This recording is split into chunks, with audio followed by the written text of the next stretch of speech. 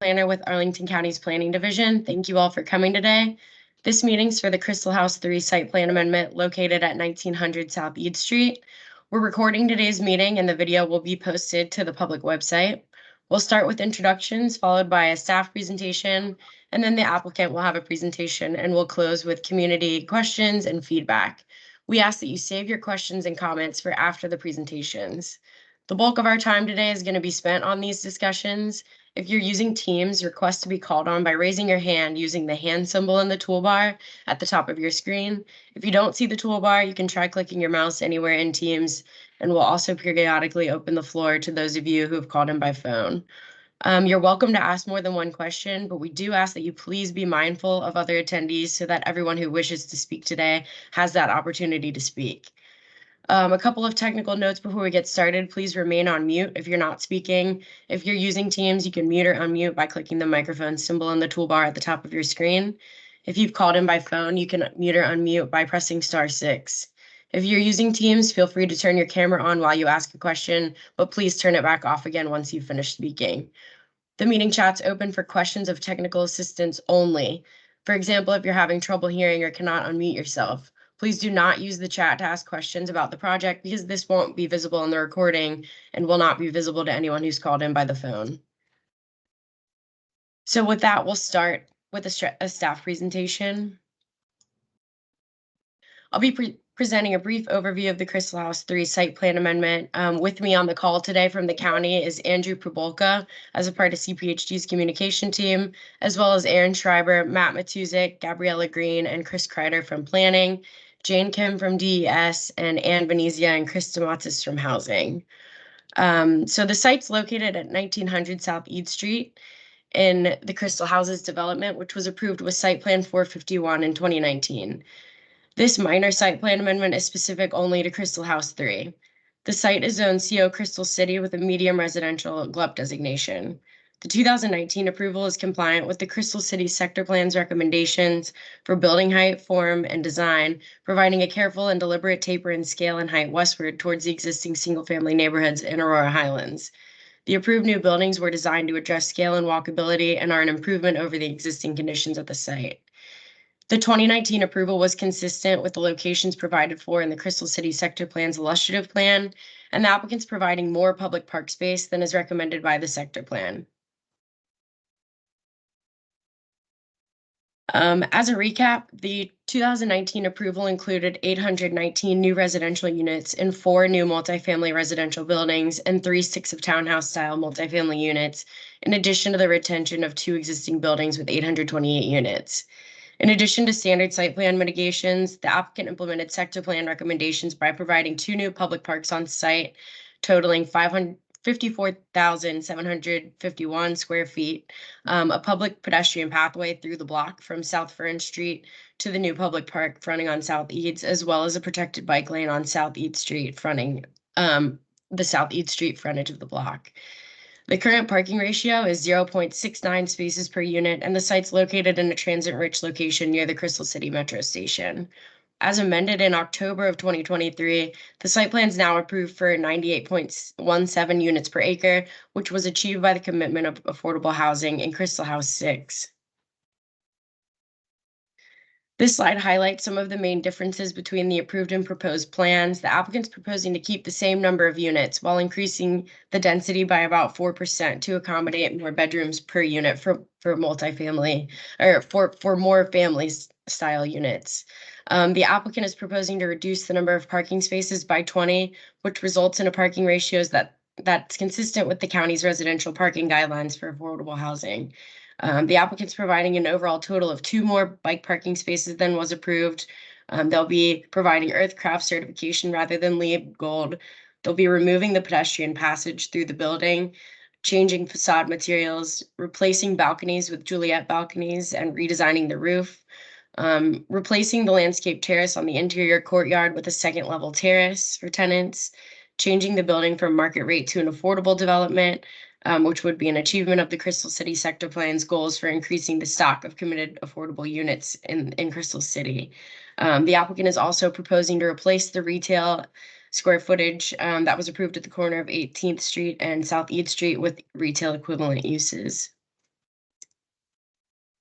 In summary, the applicant's requesting changes to the site and building elements shown on the screen, as well as revisions to condition language related to construction timing in order to change the development from a micro-rate condominium building to an affordable housing development.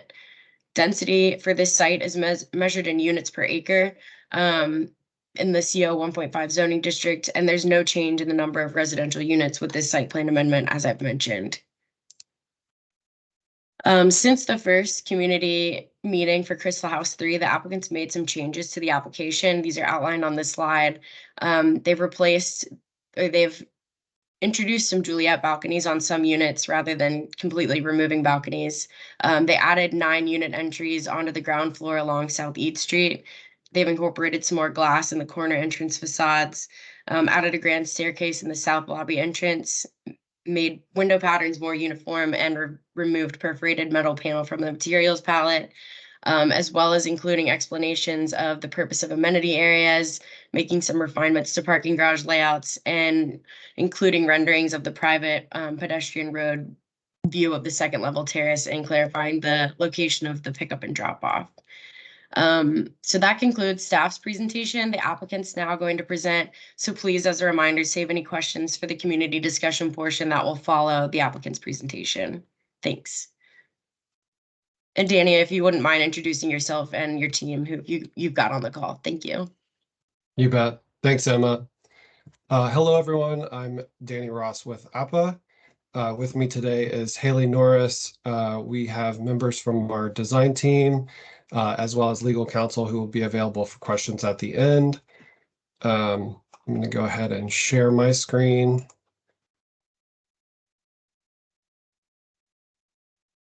Okay, so again, I'm with APA. I'm not going to belabor who we are, but we're a local nonprofit affordable housing developer focused on resident services as well as housing. Without further ado, this is the design update since we last met. Emma did a great job of outlining some of the changes that we've made and working with community members in planning. We have focused on increasing the street front activation, as well as making some architectural improvements to the building. So specifically adding 9 new private residential stoops along Eid Street really helps to enhance that pedestrian scale and experience, as well as providing additional access to the building for residents. We've, as always, focused a lot of attention on the corners of this building, particularly as it comes to the pedestrian scale. You can see in this new image here that we have added an awning at the main entrance, and you can see the 2-story expression of glazing that goes along eaves. That's primarily amenity space with management offices, a resident service office. It is a 2-level experience with a grand staircase connecting to the rear outdoor amenity courtyard. So it will be filled with natural light, a very vibrant, active space. We've also increased brick along the facade. The rear tower that you can see in the back of the image there was originally proposed as fiber cement. We've since changed that to brick, and that expression continues along the Eads facade. So further enhancing really the pedestrian experience at that corner.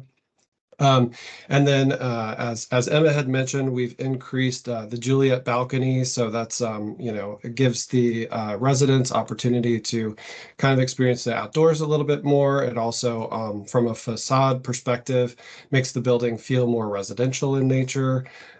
We've also further enhanced the building's top by adding soldier brick and then cornices in front of the brick detail as well.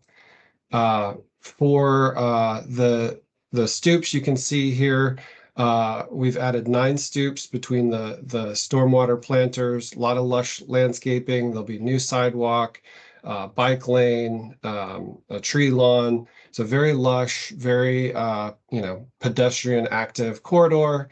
You have, this is the view to the south, and that's that added brick that I had mentioned as well.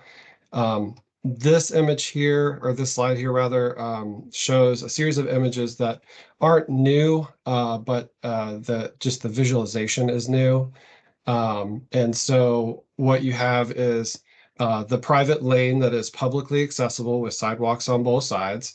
You've got a view of the residential courtyard in the plan as well. Hi, Quickly, Danny. hi. Just something quick. Would you mind making this, we got a request in the chat, if you could make the slides full screen so that people are able to see them a little bit more zoomed in. Thank you. Apologies. Sorry I about will that. go through them one more time, just so you have the benefit of seeing them at full scale. My apologies. So there's the updated design at the main corner. And this is zooming in along Eads with the north view. And that's the south view. And then this is the lane between Crystal House 1 and Crystal House 3, the second level courtyard. And then getting back to schedule, so for specifically for the Crystal House 3 minor site plan amendment, we've been doing neighborhood council meetings for the past few months, meeting with Crystal House residents, stakeholders. Of course, we've been meeting with folks much longer than that, but this is just specific to these changes. We had the community meeting last month and meeting with you all today so that we can hopefully get to a county board meeting next month, which would allow us to start construction the second or third quarter of 2025.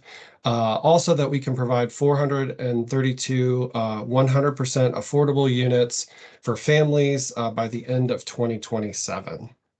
So I know the real focus is on the Q&A, so I will turn it back over to you, Emma, but I'll leave the slides up in case we have questions specifically. Thanks, Danny. At this time, community members that wish to speak and have joined by Teams, feel free to raise your hand using the toolbar at the top of the screen. Those of you who have joined by phone will be given an opportunity to speak as well. You're welcome to ask more than one question, but we do ask again that you please be mindful of other attendees so that everyone who wishes to speak today has that opportunity to do so. We'll go in the order of the hands that are raised in Teams, so we'll start with Eric. Hi, very good. I like some of the changes. My question on the stoops, is that an entrance to individual units or the whole facility? Great question. Thank you, Eric. So there's 9 new stoops. They're into the individual units on 9 units along the Eads facade. Perfect. Thank you. And just another quick question on the second level grassy area outside.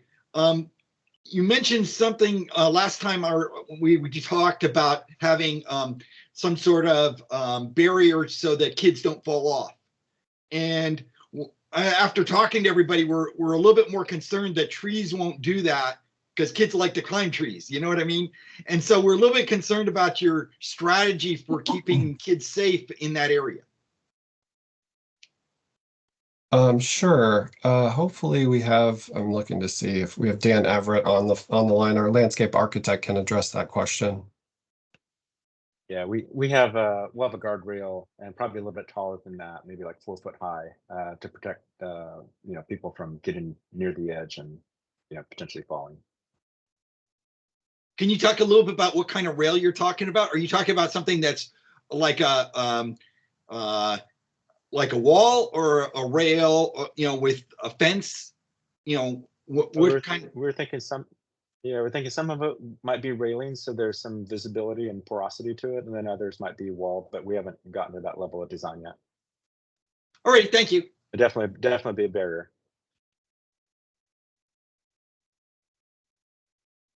Thanks, Eric. If you didn't have any more follow-up questions, then we can go to the next person, who would be Nick.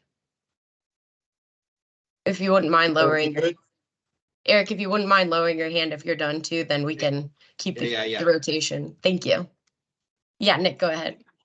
Hey guys, it's Nick Jacoby in Aurora Highlands. I want to follow up on a couple of unanswered questions. The first one is the size of the second floor play area and the fire rated capacity for that space. That was in our question, but was not responded to. Second issue is trees. The 2019 plan notes the loss of 230 existing trees and says that they'll be replaced with 359 new plantings. I want to confirm that you are going to hold to those numbers, if not exceed them, which would even be better. I want to reiterate the concern of the neighbors in the 2019 report that talks about the trade-off between the loss of the mature trees and all of these 359 new saplings and how long it will take them to get on board with the job that the trees do. And finally, a question on off-site parking. Danny, you talk about exploring off-site parking, which was kind of confusing to us, but has now become even more problematic with the monumental proposal in Alexandria. So I want to see how you're doing with that off-site parking proposal. And I think that'll do it for now. Thank you. Thanks, All right. Steve. Thank you. So with regard to the courtyard and play area, as Dan mentioned, we're still in the process of really fleshing out some of those details. So exact dimensions on the play area we don't quite have yet. I see Nick has joined as well, Nick Cummings. I think he can better address some of the site plan amendment changes as it relates to the 2019. Yeah. I was happy to speak to both the trees, although I'll point to Dan Abbott if he wants to correct me on anything there. But yes, we are holding to the commitments in the approved site plan and the conditions from 2019 with regards to tree replacement. And the tree loss is really not impacted by this application, since the trees that we were going to lose, we're still losing with this building placement. And, you know, if anything, we will continue to search for more opportunities to plant additional tree canopy, of course, as we go through final landscape plan and move through to construction. Dan, if you want to pipe in on tree loss, you can go ahead, but briefly on offsite parking, I think I can help clarify that a bit too. Offsite parking will be potentially very likely used here during construction. And that would be to replace parking for the tenants of Crystal House 1 and 2. We have obligations to them both through the site plan, which requires a certain amount of parking for those buildings, but also through the agreements with WHC, who owns those existing developments. We have to provide a certain amount of parking for their tenants to use, because as these buildings get built, that takes parking lots obviously offline. And the replacement parking for the parking that would be otherwise located in those surface lots is going to be beneath the new buildings and the new garages. So that's going to take some time, right, to get garages open to provide that replacement parking. So during construction, as everything is disrupted, particularly because this construction schedule is a bit more aggressive, right? Like we're supposed to deliver these buildings by, I want to say, 2028, maybe a few years after that. But really, I mean, it's going to be on a fairly tight timeline, whereas a private developer might have gone through and built one building at a time every 5 years or something like that. So we'll need a certain number of spaces, and we've looked at garages nearby and spoken to ownership at both Dweck and JBG Smith. And it looks like they think they have spaces available within a very quick and easy walk of the site to just kind of help maintain some parking for existing residents during construction while we take away their parking lots. Dan, did you want to say anything about the trees? I was going to say that the county's soil volume requirements have been increasing, so we'll work through the county on replanting as many trees as we possibly can on site. It's obviously a very urban site, but the intent is to plant as many trees as we can on the site, and any tree loss would be supplemented with through the county tree fund. Yeah, I'll add too that the point about the new stadium or the new event space, I suppose you would call it, it's fairly large, in Alexandria is well taken, but I would not be surprised if we're well underway here before they even broke ground there. There was also a question about the sorry, courtyard. go ahead, Eileen. Yeah, this is Eileen Horn, KGD Architecture, and architect on the project. So the courtyard, as we've heard, is still in the midst of design, but as it gets finalized, we will be calculating the occupancy based on the building code, and we will be providing the egress required per building code so that it can be safely evacuated in time if there's any kind of emergency for the number of people that will be on there. So we are very careful. This is part of what architects do, is make sure people are safe in the building, and so that's definitely high on our agenda. Nick, I see that your hand has been lowered. Did you have any clarification questions based on what you heard, or should I go to the next? No, go to the next. My only comment is I note that there's nobody from the Planning Commission on the call, and they usually bring a lot of experience and good perspectives to these discussions. Thanks. And just in response to that, liaisons from the Planning Commission, Pedestrian Advisory Commission, and Housing Committee were invited. So we did extend that outreach. Next, looks like we have Pam Van Hine. You can hear me okay? Yes. Okay. I have 4 clarification questions about your plan page A107, the plaza level plan, if that can be pulled up by somebody or an equivalent to it. I don't think it's specifically in your slides. It's on your plan deck.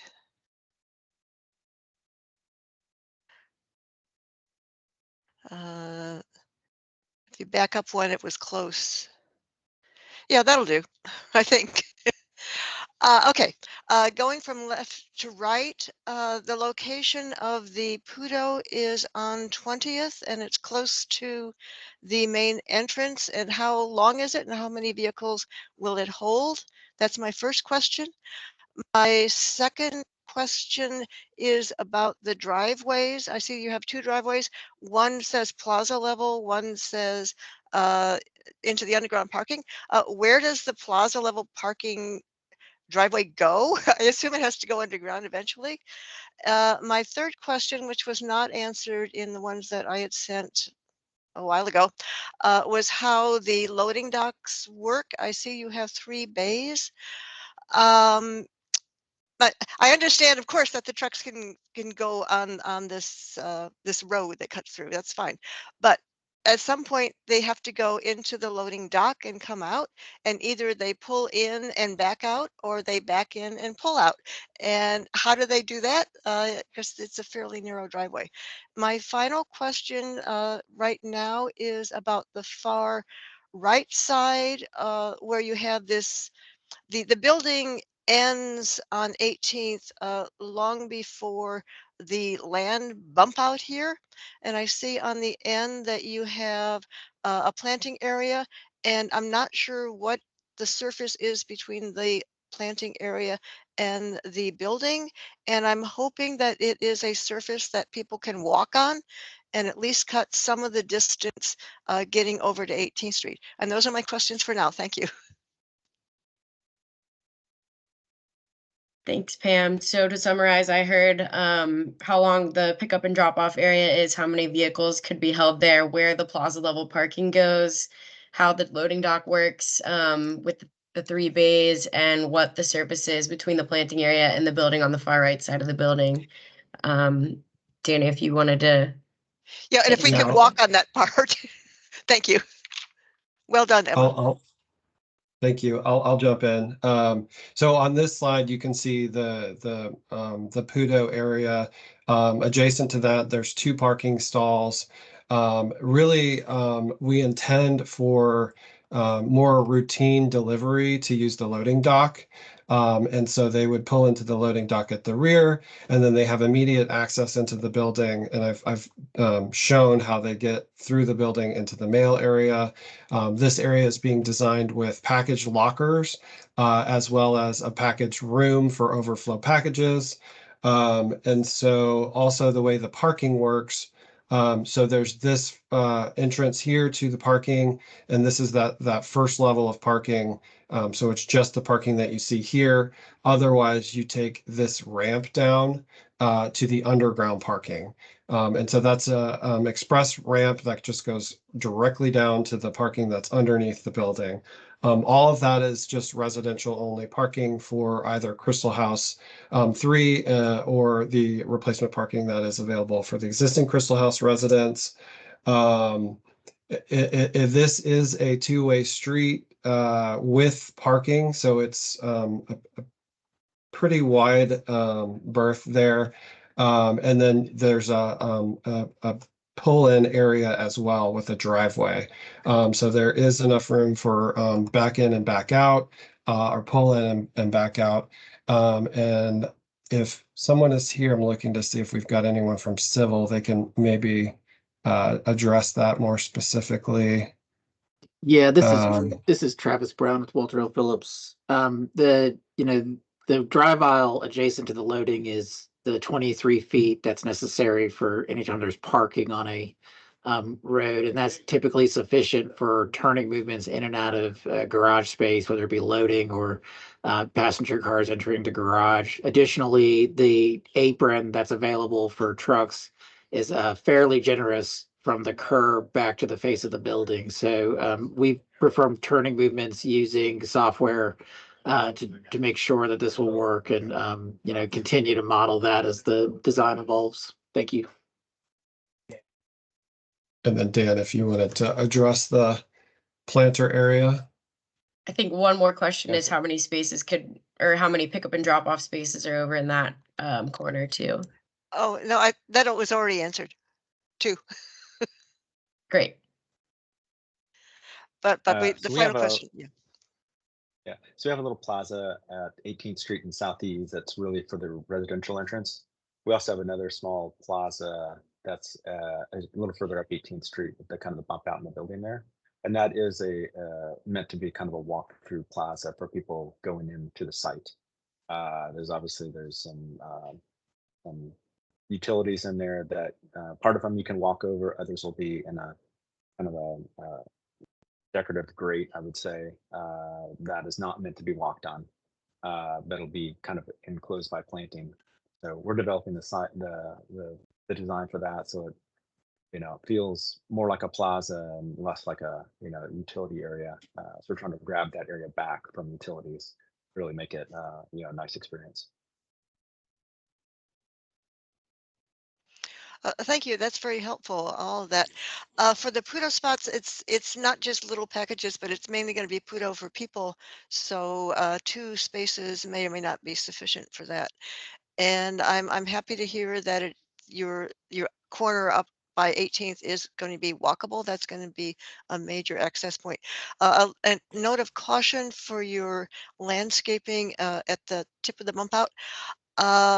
Make sure that you maintain or actually develop visibility for pedestrians and drivers entering and exiting the site. And for those of us who are walking along 18th, it's been a huge problem for years. The infamous holly hedge has been an obstacle for people. And many of us who are walking on 18th have been almost hit several times. So plan that area very carefully and make sure that we can get out. And thank you so much. I will have more questions later.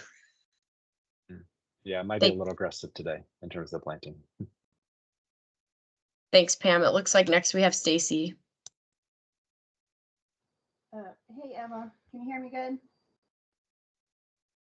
Yes. Can you hear me? Yes, we can hear you. Yes. Okay, good. Sorry. Thank you. Hi, this is Stacy Meyer. I'm from Aurora Highlands.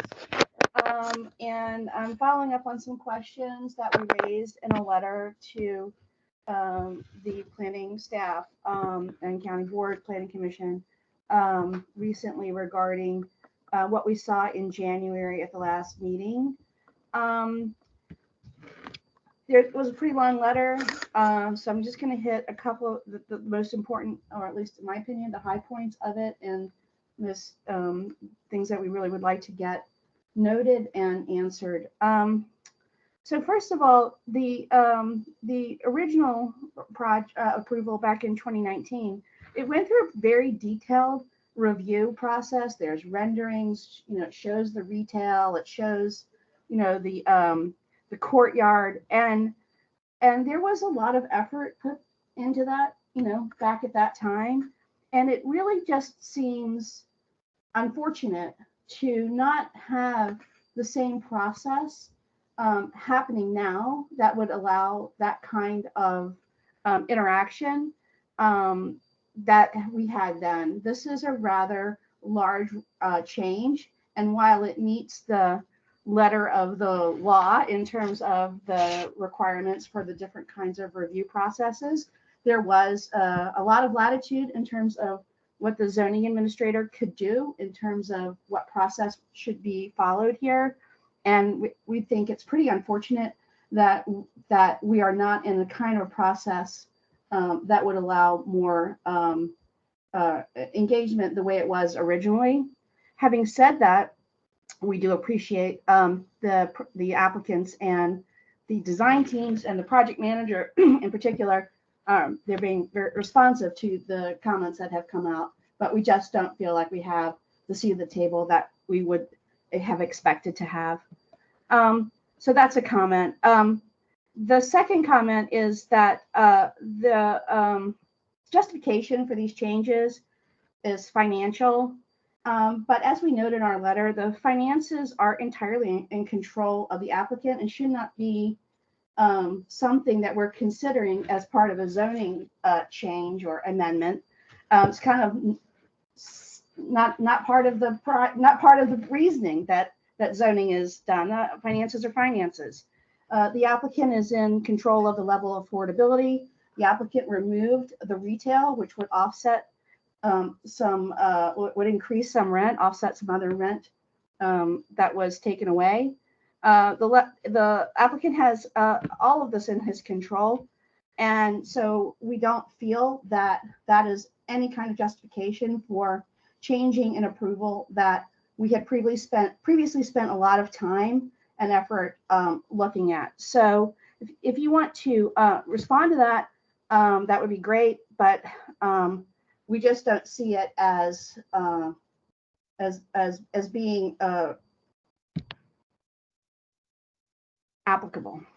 Okay, two questions. One is, and I'll just say that Arlington County is involved in this and is also managing the approval process and is also managing the kinds of process that it wants to do for its development project. Seems like a little bit self-serving to us. And I think we put that in the letter, and I'm just reiterating that here. Okay, two questions. In 2019, the traffic report had an assumption that there would be a growth of 0.5% per year, less than 1% per year, half of 1% per year. That assumption is clearly out of date, considering the amount of the tens of thousands of units that have been approved since 2019. This report was I believe it was just prior to Amazon's announcement, which was a cardinal change to the development in this neighborhood. So what we don't understand is why there isn't a requirement, given that the developer is asking for changes, that there is not a requirement for reviewing these traffic assumptions from back then. So that's one question. Second question is, in regards to parking, there's a math issue with the parking in that the developer is replacing 1 and 2 bedroom units with 3 bedroom units, and then reducing the number of units because the new ones are bigger, and therefore getting rid of the parking, when in fact bigger units need more parking per unit. They're more the size of townhouses. Townhouses need 2.5 parking spaces per unit, and all of that would be maybe interesting, but it's really important in this location because parking is at a huge premium here. And if there is not enough parking, the developer can just shrug his shoulders and go, oh my God, my tenants are parking on the street. That sucks. But what will happen is the neighborhood will be impacted by that. The retailers will be impacted by that. So the idea that you're meeting this a particular ratio when previously a 0.76 ratio was recommended by a real traffic consultant doing real traffic studies or real parking studies, is not a great decision when there's not data and math to back it up. And you're reducing parking in a place when you're by doing some math that is a little bit what do you call it, fuzzy. So those are my statements and questions. Thanks, Stacy. So we've got a few comments and some questions there. So I can start to respond, and then I'll have the applicant jump in. Just give me 1 second. So you made a comment about the review process. So I'll just reiterate what staff responded in that response document that was provided to the Aurora Highlands Civic Association, and that's that the proposed site plan amendment doesn't trigger any of the Arlington County zoning ordinance's criteria for what constitutes as a major site plan amendment. In addition, the SPRC is a committee of the Planning Commission, and the Planning Commission does not review minor site plan amendments. However, given the substance of these changes and the community interest in the project, staff held these two public meetings, the one in January as well as the one today, with invitations sent to civic associations, all the members involved in the 2018 and 2019 SPRC review process of Crystal Houses, as well as liaisons of the Planning Commission, Pedestrian Advisory Committee, and Housing Commission. The approach to these meetings is similar to that of recent meetings that staff has held on other projects that don't meet the criteria for requiring an SPRC or Planning Commission review, but we did want to give that formal opportunity for the public to learn more about the information and give this input that you're able to give today. So we hear you on that process comment. Can I respond to that, or should I wait till the end? If you could wait until the end, and then we can go through another Okay. another round. I want to make sure we keep all of our questions in order so things don't get lost. When it comes to the parking ratio, the approved ratio is 0.69. They're going to reduce that by 20 spaces, which would bring it to 0.67. The parking ratio that's proposed is consistent with the county's residential parking guidelines for affordable housing, especially given close proximity to the Crystal City Metro Station. In regards to your other questions on traffic And can I analysis. briefly speak on the parking too? Yeah, absolutely. Yeah, I just want to add a little bit of color and context that in 2019, when we, originally took this through, all like 7 SPRC meetings, we actually were pushed pretty hard by the Transportation Commission and the Planning Commission to cut parking further. Most folks during public review, obviously not the civic associations, felt that we had way too much parking. There were big issues about removing the remaining surface parking entirely from the site, anything that wasn't being removed by the buildings themselves, and that led to further reductions in parking. I'll be clear too that the traffic engineers don't recommend parking ratios to the developers in these situations. They're just doing an analysis that fits in with the county's requirements for traffic. Emma's about to talk about that, but they don't make any sort of estimate about what kind of parking is required. It's really a question of how much parking do people who would potentially live in the units want. And in this situation, obviously, the building is right next to the metro, very close to VRE, very close to a ton of employers. And as Emma noted, the county's own policies on parking ratios for market rate or affordable buildings in this location would justify a much lower parking ratio than even what is being proposed right now. APA certainly can speak to utilization and their expectations and projections for affordable housing specifically. I think they have their own thoughts about how much parking they need that might be different than the county's own, guidelines. That's all from me. Danny, I see you came on camera. Did you have anything to add, or should we go? Maybe someone from DES on the call wants to jump in about the traffic study.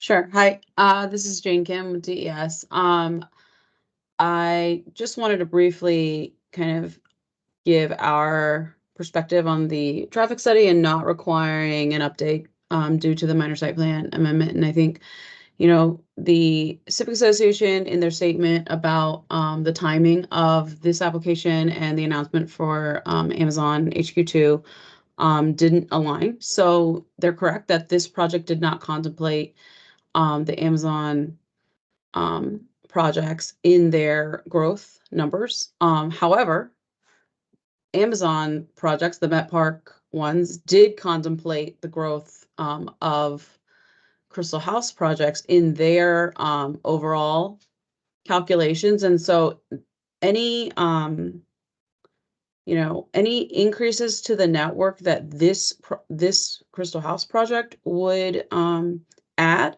has been considered in what Amazon has done in mitigating their impacts. So that has been covered, even if the growth is not within the Crystal House study. And then also, we're really looking at the impact of this development to the network, not necessarily the overall background growth development to the network. For instance, Crystal House, we would not expect Crystal House project to alleviate transportation impacts of Met Park, right? Like that doesn't seem or is not within the scope of this project. And so, when we look at what was submitted in 2017 with the original TIA and the assumptions that were made, for instance, on mode split. So how many projected trips that the site itself would generate. We've actually, since the original MMTA was submitted, have updated some of our mode split assumptions. For instance, this project used a 40% vehicular mode share, whereas today, if they were to come in, we would do 32%. So the numbers that are in the original MMTR are slightly more conservative than our current requirements for studies, and so we're comfortable in letting in keeping the 2017 study for this amendment and not requiring additional, work and time and expenditures on the applicant's part, because we feel that the changes to the proposed use are not substantive enough to require more information, since it's generally the same number of units and the trip generation, again, is a more conservative number. So overall, looking at kind of the bigger picture of what's being proposed and understanding, what the differences are, which are in terms of the trip generation very small, and we're comfortable accepting the previous MMTA without any updates. I hope that answers your question. Thanks. Thanks, Jane. I did want to reiterate that the purpose of this amendment is to make the change of the building from a market rate building to an affordable development, which would be an achievement of the sector plan's goal of adding 1,200 new units in Crystal City. This request does not substantially deviate from the goals of the Crystal City sector plan.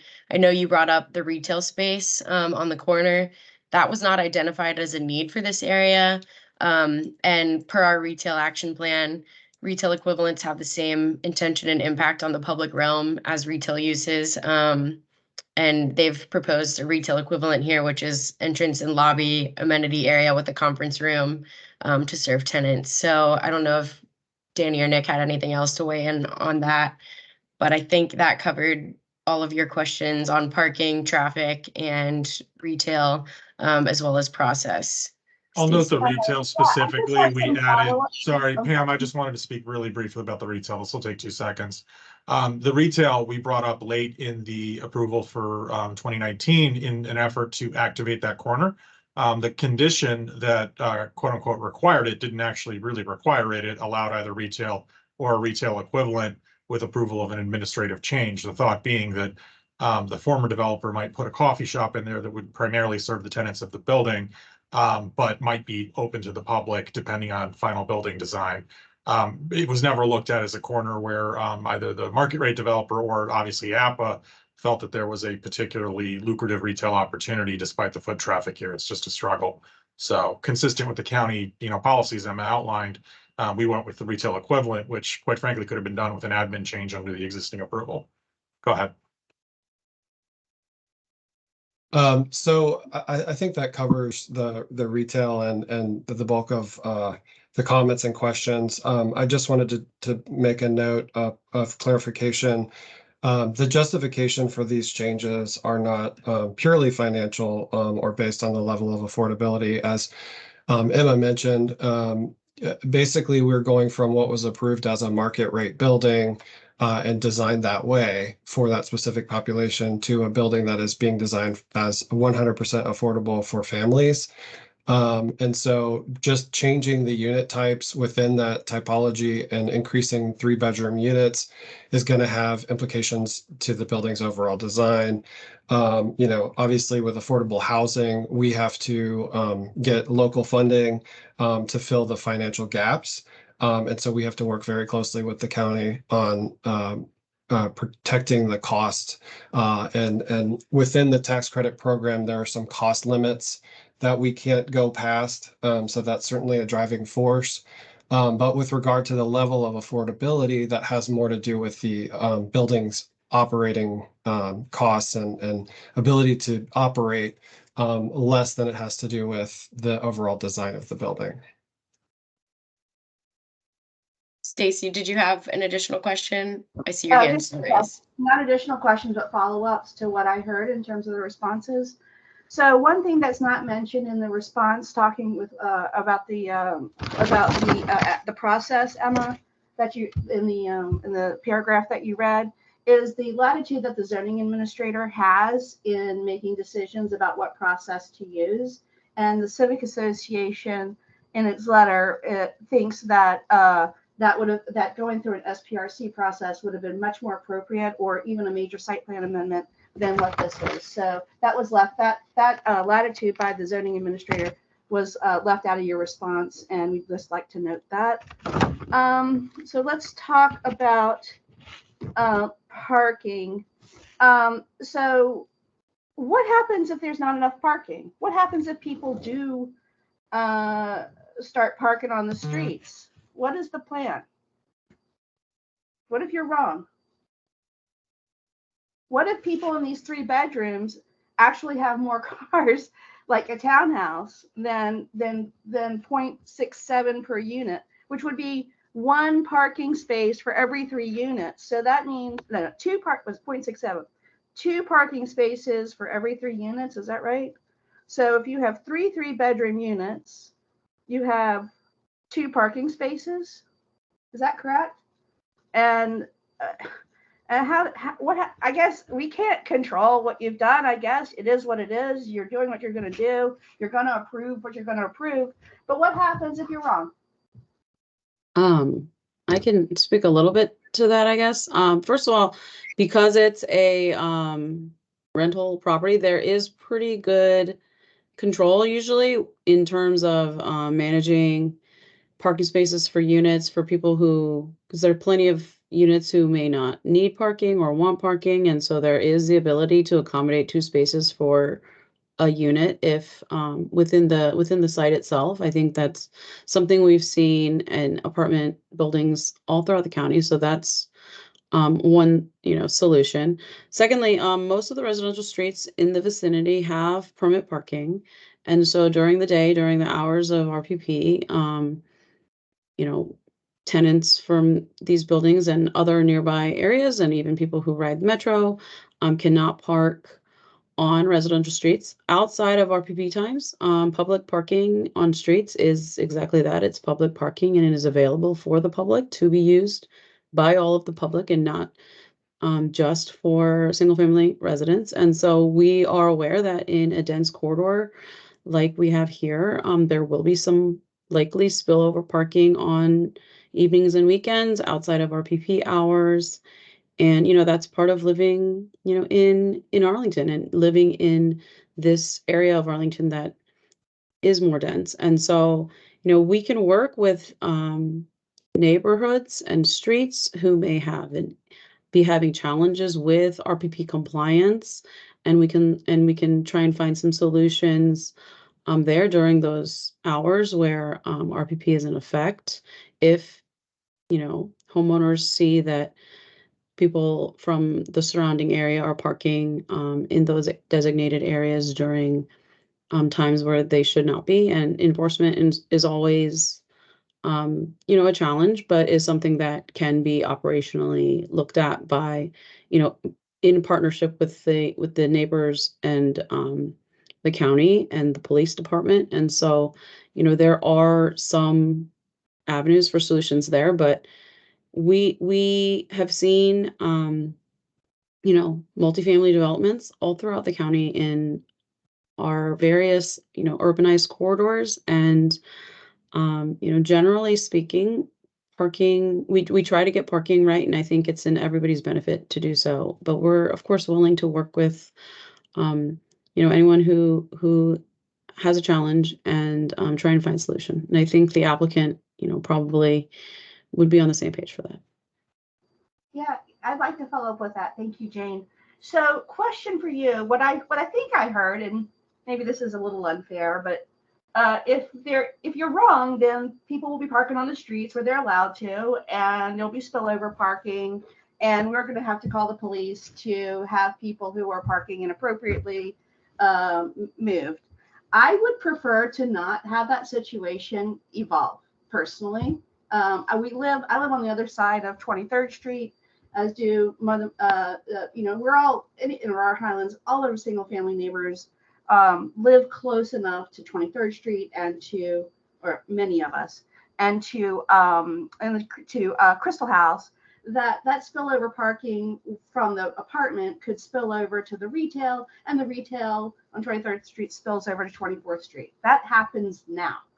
And so we're having 1,200 people or whatever into this and not providing enough parking. It's going to be a madhouse. So my question was, what if you're wrong? What monitoring will be happening in this situation? Since you're not requiring more parking, and it's actually, as the developer said, the county requiring less parking, what are you going to do, or can you commit to monitoring the situation and having a formal plan so that as some of these future buildings are developed, that we can adjust and put more parking into those buildings to fix this, or find some other way, or reduce the development or something. But it's really unfair, even in an urban environment, to misdesign right from the beginning.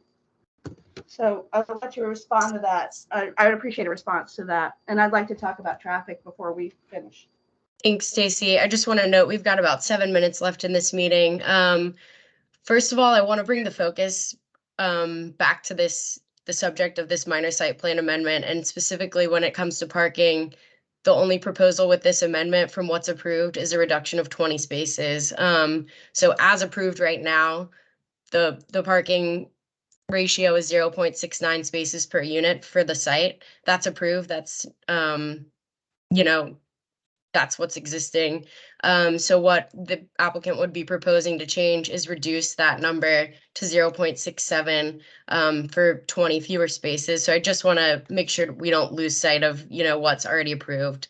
I don't know if anyone else had anything to add on that. Bigger units, they're townhouse size units, and that makes a difference. Sorry, Tim, I apologize, but that's a big difference in the unit count. Bigger units, 3-bedroom units, not the same as regular units. Okay, noted. As I mentioned, the parking ratio is consistent with the county's residential parking guidelines for affordable housing, especially due to proximity to Metro. So just for the sake of, timing, it looks like we've got a few other people who've got hands raised. I would like to follow up on the traffic quickly, if you don't mind. We'll come back to you after Jeffrey Williams, seeing as he has not had an opportunity to speak yet. Thank you. Jeffrey? Hi, I'm Jeffrey Williams. I'm a 22202 resident. I just want to say I appreciate the public meetings that you've held to explain what you've done differently from the originally approved 4.1. It looks like there's minimal changes to the previously approved building footprint. It seems like minor site plan amendment does seem correct to me. So I think the process is right. And I really think this is an important project. It will deliver more housing affordability in a trans-rich, high-opportunity part of the region. So I look forward to seeing this project move forward. Thank you. Thanks, Jeffrey. It looks like we've got hands up still from Pam and Stacy. So Pam, if we wanted to go back to you one more time, and then Stacy, we can follow up with your follow-up additional questions. Thank you. I will try to be very, very fast. I have 4 little questions. The first one is about the roof, and am I correct that there are no amenities up there, no resident access? It is utilities and solar panels. And my suggestion, which I heard recently, is that if you have solar panels, also put in a green roof, it reduces the temperature significantly and increases the efficiency of the solar panels. I'd never heard that before, but that sounds brilliant. My second question is, you've removed the pool from the roof, which I understand. My plea is that you can figure out how all the residents in Crystal House in all the different buildings can use the wonderful pool facilities that are already on the campus. I know that's going to be tricky. You've got different owners, but it is just crazy that people can't use that. So please work on that. They're beautiful pools. There's no reason why everybody who lives there can't use them. Uh, my, I've two quick final things. The open space little park. It looks like there's a little playground that's close to Eads. Is that going to be fenced off somehow with a gate, perhaps? My concerns are two, that it's a risk to the children getting loose and getting onto Eads. You're very close to Eads. It's a really busy street, and you also want to keep dogs out of that area. And my final question is about the street sections on Eads and 18th, because they're actually weren't included in the plans. It looks like it's okay, but I would like, and you don't have to give it to me right now, the confirming exactly what the clear zone sidewalk widths are, the landscaping widths. Have you considered a floating bus island to replace the bus stop on Eads? When that was proposed in 2019, it was a really new idea, and it didn't go very far. But now they're just exploding all over the National Landing area, and it would be great if we could have one there. Thank you very much. Thanks, Pam. I'll leave it to Danny and Nick to address the rooftop amenities as well as the question about the open space and street sections. Sure. So with regard to the roof, you're correct. There are no longer amenities on the roof. We are proposing solar. We're looking at a design where the solar is supported by a green roof structure and this sort of all-in-one system. So we are looking at green roof. So appreciate your comment there. With regards to the WHC owned pool for Crystal House 1 and 2, would love it if our residents could use it. That's not up to us. We certainly can make the ask of the current owner. We haven't quite fully designed the playground yet. We haven't made any changes to what was previously approved, but we share your concern with regard to fencing. So that's something that we're already prepared to look into. The clear zone on the street sections. I don't know if Dan or Travis would like to comment on that with any specificity that would be helpful. Well, they get ready. It probably wasn't in a set of plans that you may have looked at, Pam, because it hasn't changed since 2019. The bus stop, though, I do believe that we had an update on that as we've been through CEP discussions on these sites. So, Travis? Yeah, so we are working with staff on a floating bus stop design for the corner of Eads and 18th Street as part of the CEP coordination. And so really that's going to come down to us coordinating with transit and water sewer streets to see what's appropriate for the corner and what's in sort of their planning for that area of the public right of way. Regarding the streetscape, yeah, again, Nick's correct. Nothing. We're not proposing any changes to the streetscape. I believe it's a 6-foot wide sidewalk on Ead Street, consistent with the site plan conditions. I think it's 7 feet. I believe the approved site plan conditions listed as a 6-foot minimum clear sidewalk. Minimum clear might be wider at points. Yeah, it might be wider. I'll double check what you talk though. Yeah, this section says go 7 This feet, section and says, that's what the plans currently show. yeah. Yeah, we're not changing that. All right. I think also regarding the playground, we will be providing, barriers to keep kids from running out in the southeast. It's just not, there was no change as part of this, this site plan revision, so the park is largely as is. Dan, thank you on behalf of all parents for ensuring that there's a fence around the playground because my kids are runners. Absolutely. So we're at the 1 p.m. stop time. Stacy, if you had a final question, we can accommodate it, but any additional questions are going to have to be taken offline. You're welcome to send us feedback via email, as always. But if you've got one final question, then we can. People are welcome to contact the APA team, and we can all get on a Teams or call or even meet you in person if you want to talk more specifically to us. I can offer that. I know. So thank you for that. Would like to, these are really county issues. The issue about the parking, would like to follow up with a request that there becomes some kind of plan, monitoring plan of some sort in the case that you're wrong on the parking ratio in this building because of 3-bedroom units.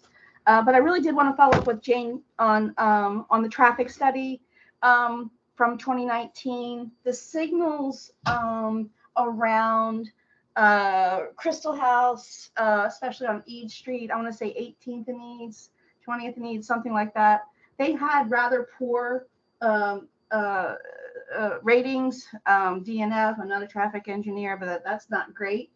And that was back before Amazon. There have been many other buildings, Jane, in addition to the ones that you, it's not just Met Park and Crystal House that are developing in our neighborhood. There's, you know, Americana, Kimco, River House, TSA, not to mention Mississippi Middle.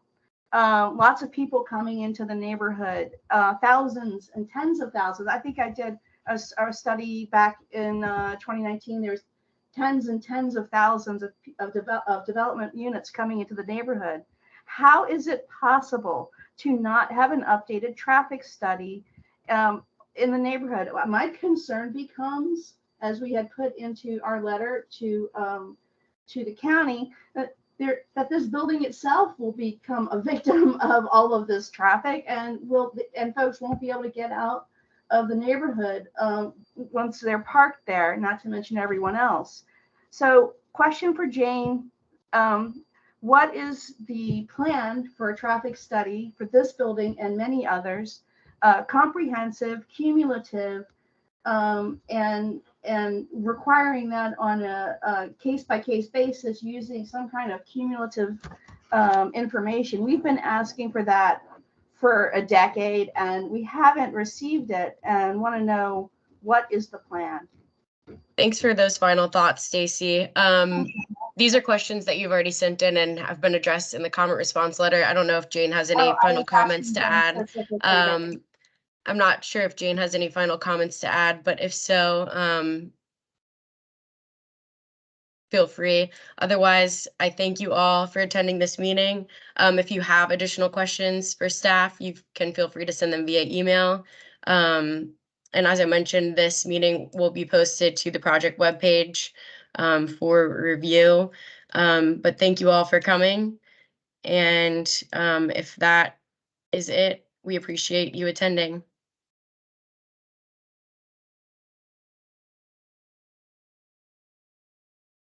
Thank you. Thanks. Thank you. Thank you. Okay.